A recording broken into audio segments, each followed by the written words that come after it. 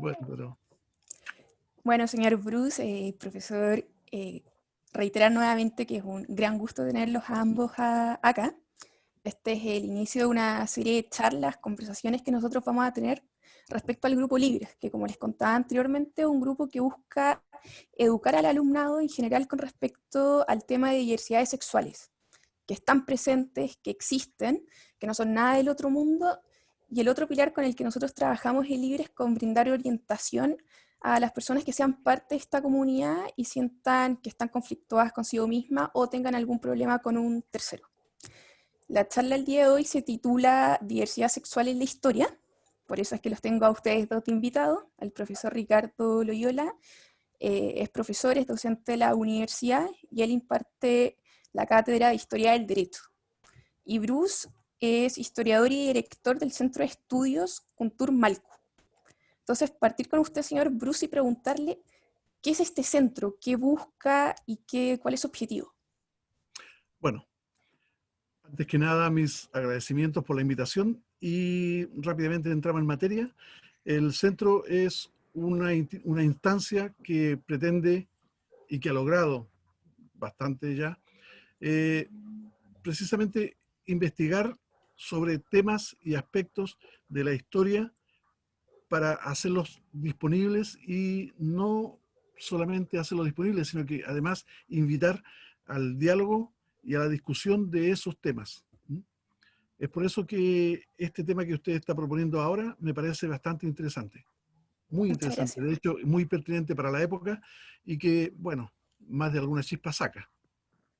Respecto a este centro, ¿cuál diría usted que han sido algunas investigaciones, algunos descubrimientos que más, que más resaltan a la vista, que más en el fondo podría destacar usted? Lo principal es el trabajo sobre el tema huacas, por ejemplo.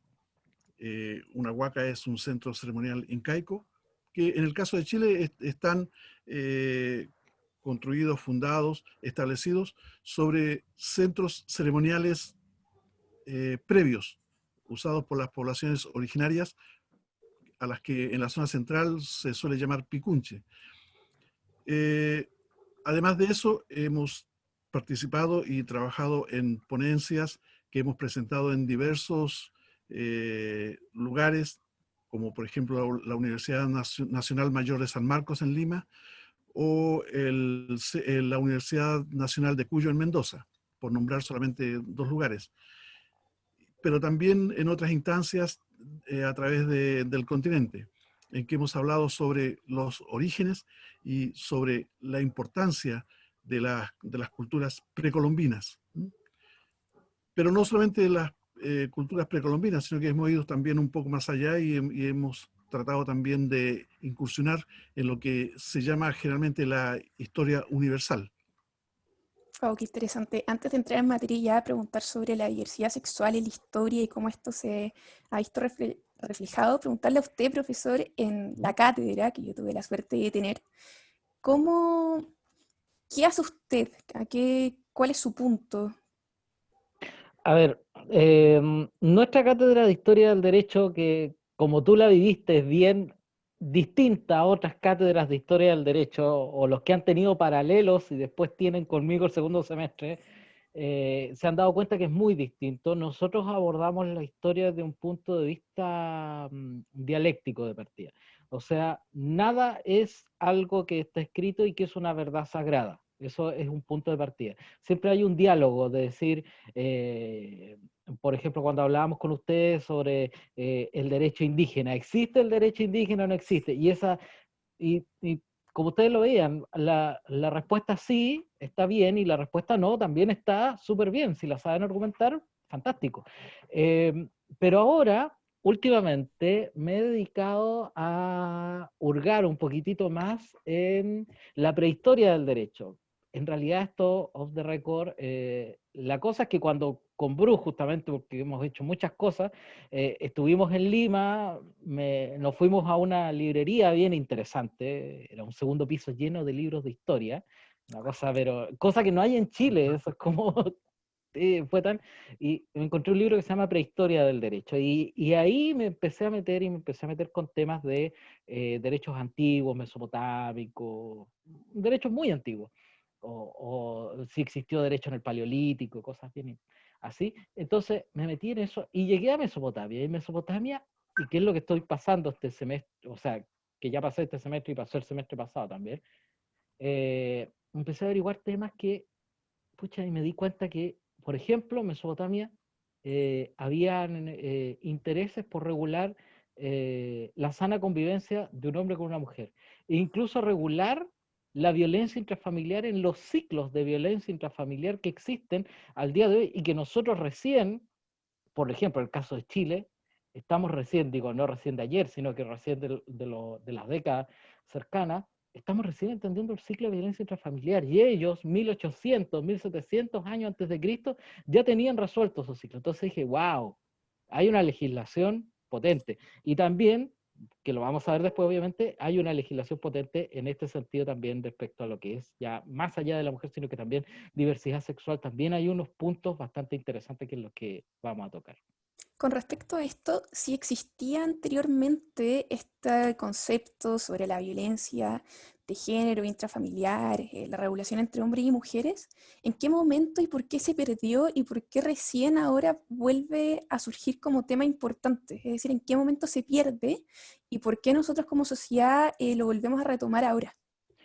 Yo creo que Bruce va a coincidir conmigo, que el hecho de que esto se pierda es influencia de la doctrina. No es que uno sea anticatólico, pero, pero no, Jaimito me Con odiaría. confianza, con confianza, No voy a estamos decir nada, voy a No, no guardar digas nada. religioso silencio en este momento. Sí, pero cuando empiezan a dominar los dogmas de fe, y los dogmas de fe se empiezan a meter en el mundo del derecho, eso se empieza a olvidar.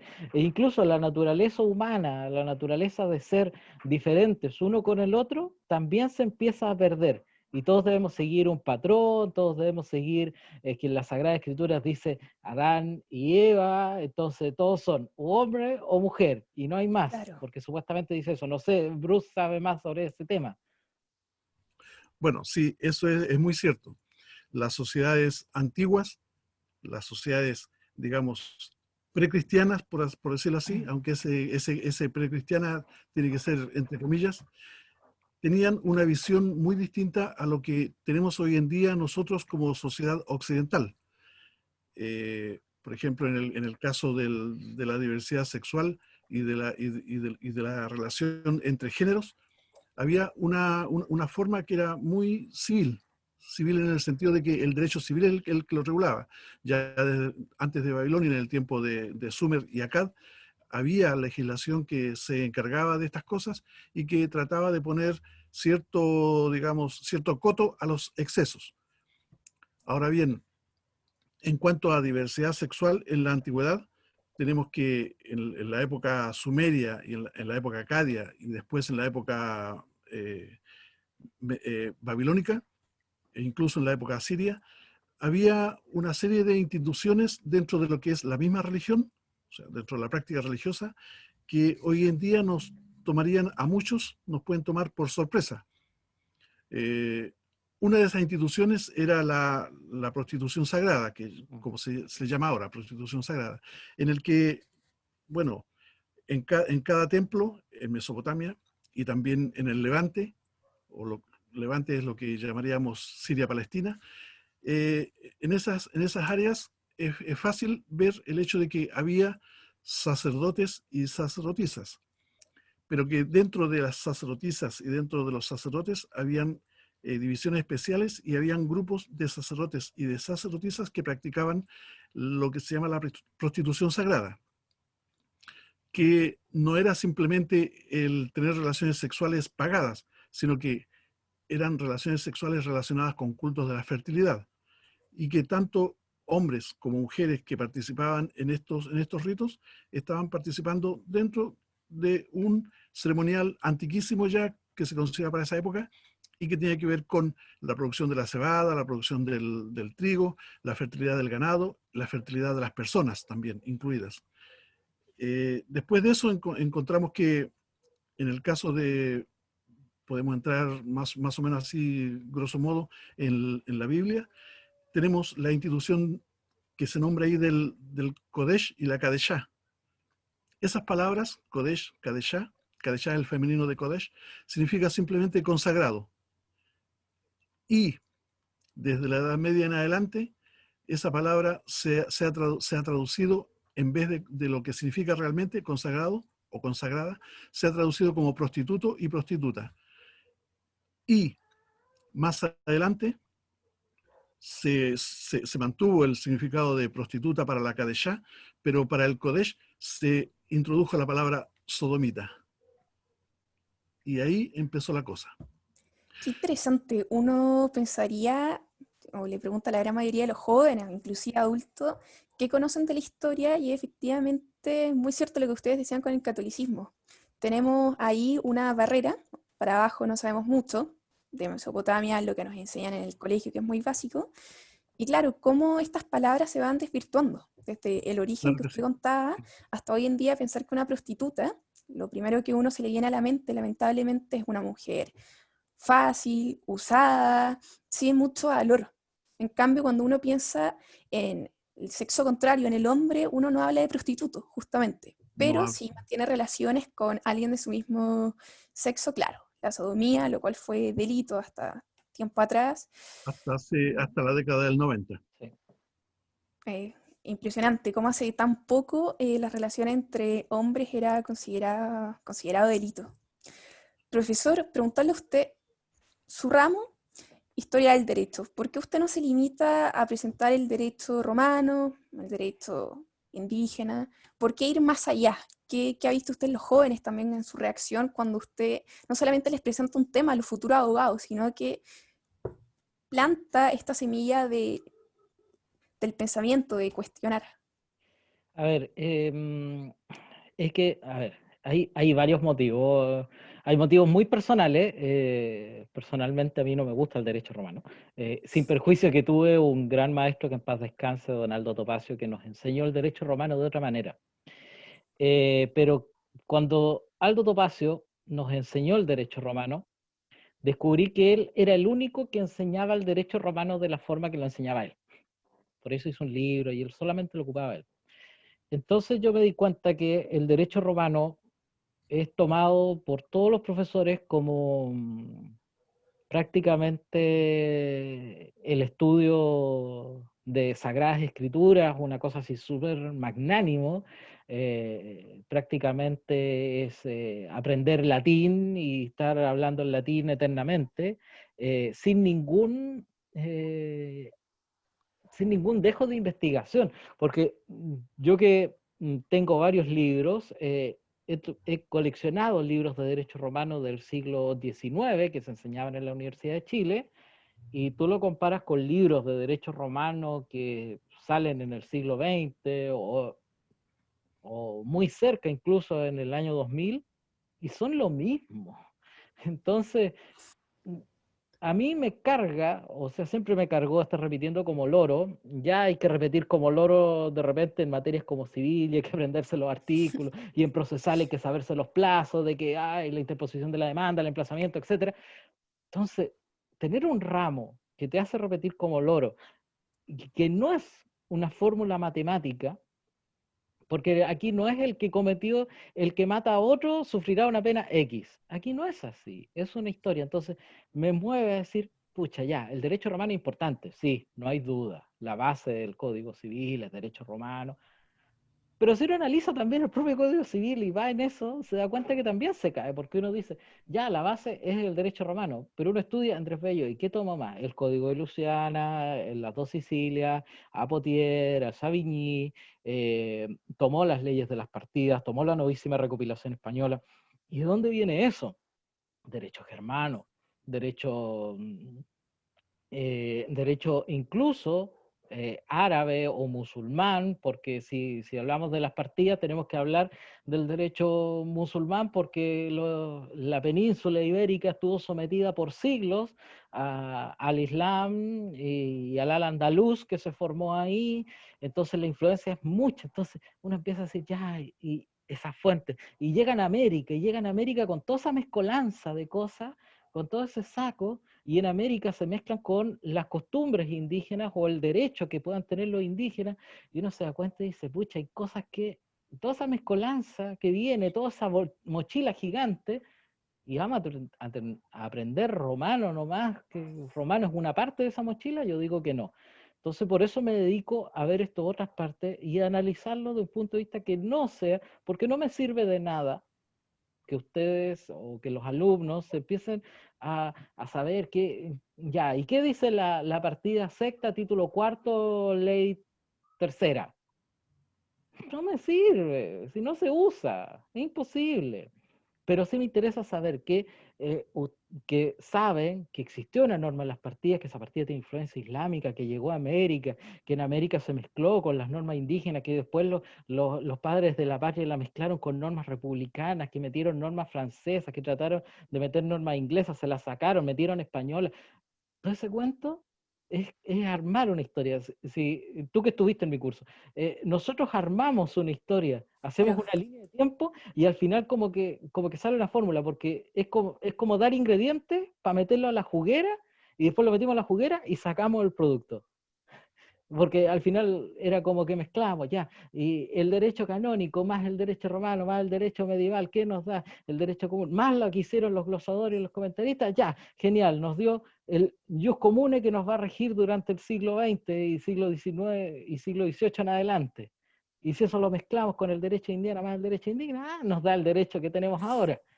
Entonces, eso es lo totalmente. Y que... algo que rescato de su cátedra, de hecho, profesor, es que, y acá preguntarle a Bruce si también está de acuerdo con la conclusión que yo saqué, es que la historia muchas veces no se trata de enseñar, sino que hay lamentablemente que hacer un trabajo previo que es de construir muchos conceptos que nosotros tenemos que son un tanto errados, que son tal vez propios de esta necesidad del ser humano de acapararse la historia con un fin estratégico e ideológico. Por lo tanto, para los historiadores, para los profesores, es súper necesario de construir para construir nuevamente. Bueno, Justamente, así es la cosa, porque la historia en realidad no se trata solamente de decir 1812 ocurrió tal cosa, sino que los antecedentes, las influencias, lo que viene después, en lo que influyó, en lo que resultó ese hecho. Eso es mucho más importante que solamente nombrar fechas y hechos, que son importantes saberlos, pero hay que saber más que el tiempo, el lugar y el hecho, hay que saber lo que va, las circunstancias que acompañan a eso, tanto Totalmente. previas como posteriores. Y en base a esto, preguntarle cómo usted, en su mirada de historiador, le podría decir a las personas que vean esto, a los jóvenes, que va dirigido, que la historia, cómo se enlaza con la diversidad sexual. Ya sabemos que siempre existió, pero antes era respetado, ¿por qué ahora ya no se respeta? ¿Cómo podemos construir nuevamente algo que lamentablemente se destruyó por ideologías, por lo que hablábamos? La culpa es de los llamados padres de la iglesia, que son los escritores griegos y después los escritores latinos, pero no de la primera generación, sino que de la segunda y la tercera generación en adelante, que empiezan a buscar estas cosas y entran en lo que se llamaría la casuística, en que, bueno, por ejemplo, si uno lee o revisa la teología moral de Ligorio, uno se va a encontrar con que hay una serie de cosas que uno no se imagina que se pueden hacer, decir o pensar, pero que ahí están, porque ellos se dedicaron a, no sé si a investigar exactamente qué, o inventaron esos pecados para simplemente hacerlos punibles. Eh, tratando en muchos aspectos de asumir puntos de vista gnósticos en que la materia, el cuerpo, es malo en sí mismo y que el espíritu es lo bueno y es lo que hay que rescatar. Por ejemplo, cuando nos vemos en los episodios de quema de personas por la Inquisición, lo que se estaba haciendo para ellos era quemar el cuerpo, que es el pecado, y liberar al espíritu, que es la parte buena. Y con eso entonces ellos decían que se pagaba el pecado y por lo tanto esa alma podía salir ya libre al purgatorio para después ir al cielo. Nunca lo El había pensado de sufrimiento, esa manera. el, Qué interesante. O sea, de eso se trataba básicamente lo que era la Inquisición, de liberar el espíritu. Pero antes de eso, si uno va, por ejemplo, a la Biblia, uno revisa cómo era el matrimonio. El matrimonio era un contrato civil solamente, no estaba sancionado religiosamente. El matrimonio se realizaba por las personas involucradas ante testigos, y eso era materia de un contrato civil. Y cuando eso se deshacía, cuando se producía el divorcio, simplemente era al revés, se iba ante los testigos y se declaraba la voluntad de ponerle fin. Obviamente que eso llevaba a otras consecuencias que eran económicas. Pero el matrimonio, cuando se empieza a espiritualizar y a canonizar, entonces empieza ya la cosa digamos, a ponerse coto a otras cosas que se conocían. Por ejemplo, en el caso de la homosexualidad, en la Biblia no existe ni una sola palabra que se refiera a la homosexualidad. Si queremos hablar del lesbianismo en el Antiguo Testamento, por ejemplo, no hay ni una sola mención. No se habla, no se toca, no se habla de eso. Cuando encontramos lo que decía antes, el pecado de Sodoma y Gomorra, si uno va y después lo lee bien el lugar donde está, se va a encontrar con que no tiene que ver con cuestiones sexuales, tiene que ver con otra cosa, tiene que ver con, en el caso de Sodoma, y la violación que se propone ahí es una violación heterosexual de hombres extraños, que era una forma de someter a la otra persona y hacerla nadie. Es lo mismo que pasa después en otro episodio similar en el libro de Jueces, que nunca se menciona, en que también hay una violación de esa naturaleza, y en que esta vez sí la gente que venía a violar al hombre sí acepta el cambio por la hija del sacerdote, y que después eso llevó a una cosa muy fea. Después, cuando el profeta Ezequiel se refiere al pecado de Sodoma, él dice que el pecado de Sodoma fue el hartazgo, o sea, el sentirse autosuficientes, el no ser solidarios, el no extender la mano al prójimo, y eso básicamente es lo que es el pecado de Sodoma. Cuando Jesucristo se refirió a Sodoma, simplemente dijo que la gente de Sodoma iba a ir delante de nosotros los creyentes al reino de Dios. Obviamente que es un tratamiento muy distinto, muy diferente. Después, claro, en la carta a los romanos hay una referencia, pero esa referencia es a otra cosa, es a ir en contra de la naturaleza. Uno puede decir que una persona homosexual, hombre o mujer, que realmente lo es, porque nadie se convierte, no es una cuestión ni política ni religiosa, no hay forma de convencerlo y decirle, oye, tú tienes que hacer tal cosa. No. Cuando una persona actúa fuera de su naturaleza, entonces eso es pecado, el estar fuera de la naturaleza. O sea, una persona heterosexual no debería tener un comportamiento homosexual. Y por lo tanto, una persona homosexual no debería tratar de tener un comportamiento heterosexual.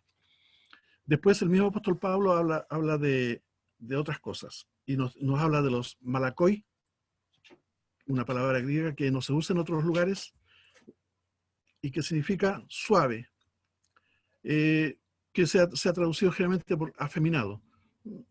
Es también una tergiversación, es una interpretación y no es una traducción de la palabra. La otra palabra es arsenokoites, que significa alguien que se acuesta con un hombre. Y tampoco esa palabra tiene una connotación sexual dentro de lo que es la literatura griega, pero que se aplica a otras cosas. Se aplica en su significado original, se aplica esa palabra en el Nuevo Testamento a personas que eran, que se prostituían en contra de su naturaleza, fueran hombres o mujeres. Pero no hay una connotación de homosexualidad. Por eso, cuando hoy en día las personas quieren decirnos que la Biblia condena la homosexualidad, tienen que hacer un juego de palabras muy, muy grande y tienen que forzar al texto para que diga lo que ellos quieren que diga. Justo iba a decir eso, entonces se podría concluir que la Biblia no se refiere explícita ni siquiera implícitamente a la homosexualidad, entendía esta como No se refiere cualquier ni función. explícita ni implícitamente, en ninguna de las dos formas. Entonces, Eh, recapitulando lo que llevamos hasta acá, las civilizaciones antiguas existía la homosexualidad, las interacciones humanas, sexuales, románticas, no se limitaban a relaciones heterosexuales. Esto también se puede concluir que cambió debido al poderío eclesiástico católico, el cual justamente tergiversó y utilizó ciertos conceptos, como usted bien decía, el cuerpo, para ganar en el fondo popularidad, si esa es la realidad.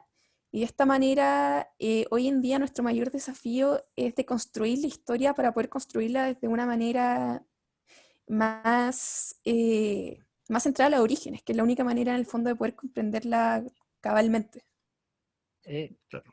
Desde el hago- siglo XX en adelante, disculpe usted, señor caballero, desde el siglo XX en adelante ha habido una serie de estudiosos y eruditos bíblicos que han publicado trabajos muy interesantes sobre el tema y que y que nos ayudan a deconstruir esa historia creada para volver a construir la historia tal como es. Traducciones de la Biblia literales e interlineales, traducidas palabra por palabra con su significado básico original, y que nos han ayudado a todos a ver un poquito más allá de lo que nos dicen y que nosotros creemos a pie juntillas. No solamente dentro del cristianismo, sino que dentro del Islam, por ejemplo, si bien el Islam eh, condena la homosexualidad per se, en la práctica no es así. Desde el momento en que el Islam empezó a esconder a la mujer, se empezó a notar, y está muy bien documentado, que las relaciones entre hombres empezaron digamos, a verse con mayor claridad de lo que se estaba viendo hasta ese momento. Y de hecho hay mucha poesía erótica homosexual árabe. Lo mismo también podemos ver en América. En las sociedades originarias precolombinas pasaba lo mismo, con los toltecas, los mayas, por ejemplo. Claro, son cosas que uno Y no se imagina en realidad, que claro, están porque presentes. uno generalmente en el colegio, en la universidad, en los libros encuentra la historia Mm. bonita, la historia esa que es para mostrarla, con esto, eso y aquello, y de vez en cuando le dan a uno un poco de terrorismo, hablándole de los sacrificios humanos y cosas así, cosas que en todas las sociedades han ocurrido, y que uno trata o sea, hoy en día uno trata de ver con ojos occidentales actuales, cuando en realidad tiene que ponerse en esa época, en esas circunstancias y en esa forma de ver el universo, de ver el cosmos, de ver a la gente, a la sociedad y al medio en que se desenvolvían. Creo que no lo puedo haber dicho mejor, no podría agregar nada. Profesor, Quiero hacer una acotación antes.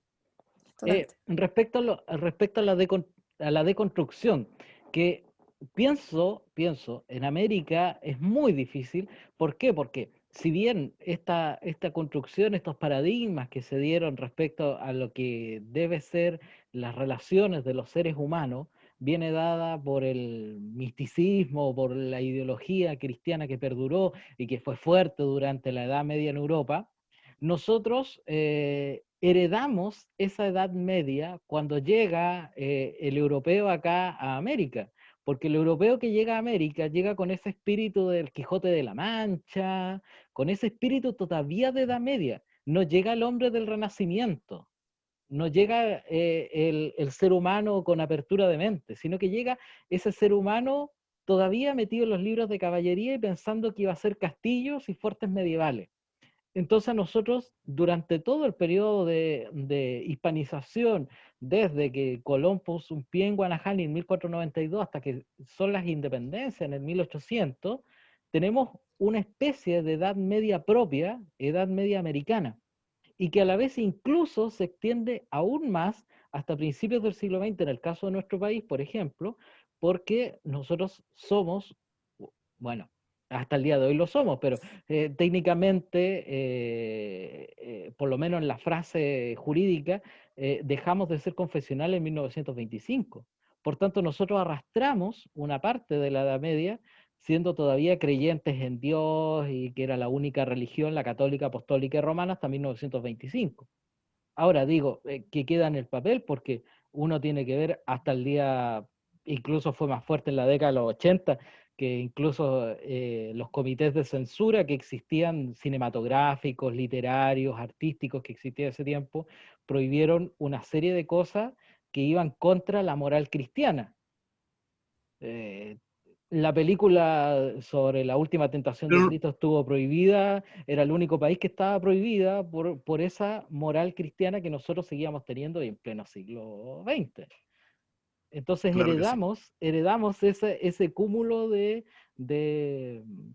o heredamos ese manto de la Edad Media que lo seguimos teniendo hasta ahora y que ahora hace poco estamos tratando de descubrir el velo y decir, pucha, ¿sabes qué? Estamos como recién en una especie como de renacimiento intelectual o ideológico respecto a lo que es la naturaleza del ser humano. Así que la deconstrucción, por lo menos para mi punto de vista, es súper complicada, no sé. Sí. Ahora, un detalle interesante es el hecho de que la Sagrada Familia, por ejemplo, jamás fue prohibida porque el título era Sagrada Familia. Pero quienes la han visto deben saber de qué se trata. Bueno, Y en cuanto a la última tentación, yo traté de verla, pero no pude verla. Es tan fome que me la dormí toda. bueno, no sé, fue el Ahora comentario de cine de... otro detalle fue que hasta el siglo XII la Iglesia Católica todavía oficiaba matrimonios entre dos hombres. Solamente cuando termina la Alta Edad Media y ahí viene un nuevo periodo de, digamos, de moralismo dentro de la Iglesia, que es el momento también en que a los sacerdotes se les prohíbe casarse, O sea, una hasta cosa el que es tardía. siglo XII la Iglesia Hasta el siglo Católica XII casaba homosexuales. todavía se podían casar dos hombres. Y hay santos que fueron pareja. Curioso. Bueno, para ir cerrando, profesor, en línea de lo que le preguntaba anteriormente, ahora más profundo, usted, como sabemos, no se limita a enseñar el derecho romano, pero preguntarle también, por lo que usted me comentaba hace unas semanas atrás, usted está enseñando perspectiva de género, está enseñando valores dentro de su misma cátedra. Sí. ¿Cómo los alumnos o ahí se han tomado esto? ¿Cuáles han sido los resultados? ¿Y qué lo motiva también a esto mismo? A ver, por lo menos el primer semestre, que es lo que puedo dar fe, porque segundo todavía lo estamos haciendo, el primer semestre con lo extraño que fue con esta modalidad Zoom y todo el tema y meterse en el tema, fue complejo, pero traté de meter el tema.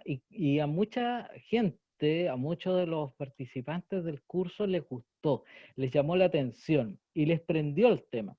Les prendió el tema especialmente esto que yo te decía de la violencia intrafamiliar, cómo 1800 años antes de Cristo sabían el contexto de violencia y el ciclo de violencia intrafamiliar, ese ciclo de que el agresor golpea y después vuelve pidiendo perdón y después vuelve a golpear y vuelve a pedir perdón y eso hace que la víctima genere una Claro. dependencia que la haga no denunciar. Eso lo entendían. Y si bien, obviamente, no se sometía a un tratamiento como es ahora el Tribunal de Familia, que lo va a someter a una internación, etc. Bueno, decía, por ejemplo, que el hombre que golpeara a la mujer le iban a cortar la mano y si le volvía y le quería dar un beso después del golpe, le iban a cortar los labios. Bueno, son las normativas de ese tiempo, hay que entenderlas 2000 años antes de Cristo. Pero entendían ese ciclo y decirle a los chicos, Bueno, miren, ¿saben qué? 2000 años antes de Cristo se entendía esto. Y la ley de tribunales de familia, la 19968, se hizo cuando yo estaba estudiando Derecho, o sea, era como el año 2005, creo que empezó a regir, porque yo tramité los primeros juzgados de familia, era una cosa muy rara, eh, y ahí recién y 2000 antes de Cristo y 2005 y la ley de violencia que es un poquito más antigua pero también del año 2000, es como, por favor. Y eso denota los ciclos que yo armo. Evolución, involución, evolución, involución. Y vamos para adelante y vamos para atrás, vamos adelante y vamos para atrás. Entonces, los chicos y las chicas que estuvieron en el curso lo tomaron súper bien. Incluso me llegó algún comentario de que no pensaban que eso existía. No pensaban que la mujer tenía más derechos. No pensaban que la mujer cuando se casaba tenía derecho, no como ahora que el marido es jefe de la sociedad conyugal y no puede hacer nada. Ahí tenía más derechos. Pucha, ¿y por qué llegamos ahora? Y empiezan esos cuestionamientos, que yo se los dejo a ellos, se los dejo a ustedes, los estudiantes. Ustedes hagan esos cuestionamientos, plantéenselo ustedes.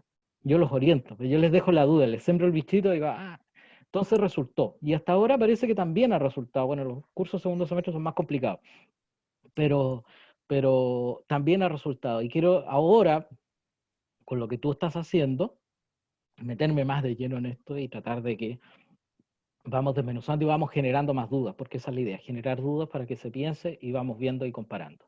Y eso, profesor, se lo agradezco muchísimo. De hecho, en este conversatorio, en este diálogo, quiero dejar de manifiesto que usted desde el primer momento ha estado interesado, motivado por incluir en sus cátedras y en los lugares donde usted pueda todo esto que está tan en boga y es tan necesario también. Así que en nombre de Libre, yo me atrevo a decir que de los futuros mechones que van a seguir también, darle las gracias, el agradecimiento total.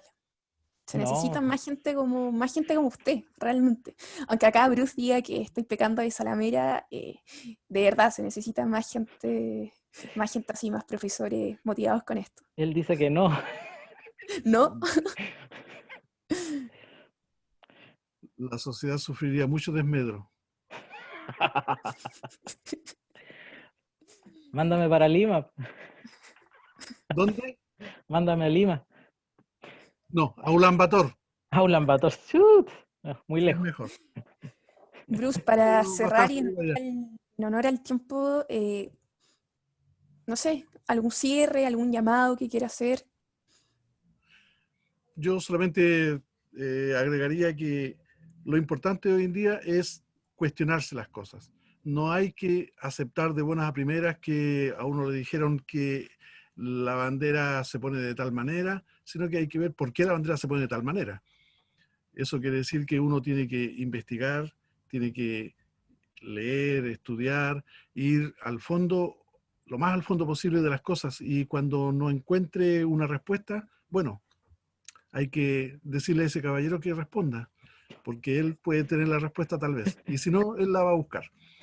Pero no hay Es lo que quedarse importante. con las antiguas, los antiguos dogmas de fe sobre temas tales como la violencia intrafamiliar, la violencia de género o también la discriminación. Eso es lo que nos ha hecho daño como sociedad a través ya de más de 1000 años, y es a eso a lo que tenemos que ir cada día tratando de sobreponernos. La Un historia llamado entonces a nos muestra cosas. cuestionarnos, a preguntar el por qué y en Oh, base a todo eso crecer como sociedad. Es la única manera, como dice la famosa claro, frase, de no repetir la historia, no estar condenados a eso. Así que, al volver al mismo ciclo otra vez. claro, totalmente. Así que bueno, como decía, por honor al tiempo damos término a este lunes de reflexiones.